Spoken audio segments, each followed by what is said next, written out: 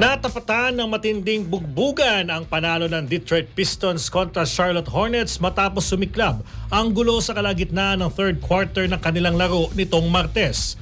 Nagsimula ang insidente nang ma-foul ni Moussa Diabate ang Charlotte si Jalen Duren ng Detroit. Nagharap ang dalawa bago itinulak ni Duren si Diabate sa muka na nagsilbing mitsa ng kaguluhan. Sumunod namang sabayang tulakan at suntukan sa loob mismo ng court kung saan mabilis na lumahok ang iba pang manlalaro.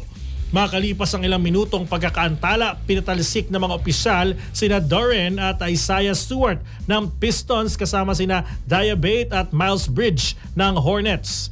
Lalong uminit ang sitwasyon nang tumakbo si Stewart mula sa bench at tangkaing umabot kay Bridges na naunang nanuntok kay Duren habang nagkakagulo ang magkabilang panig.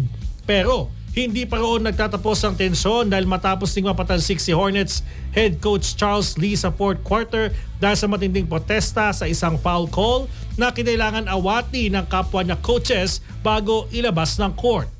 Ayon naman kay Detroit coach JB Bickerstaff, depensa lamang ang ginawa ni Duren. Giit niya, ang panig ng Charlotte ang unang lumampas sa hangganan. Sa kabila naman ng kaguluhan, nagwagi ang Detroit sa score na 110-104 at nananatili sa tuktok ng Eastern Conference habang nananatiling nasa 10 pwesto ang Charlotte.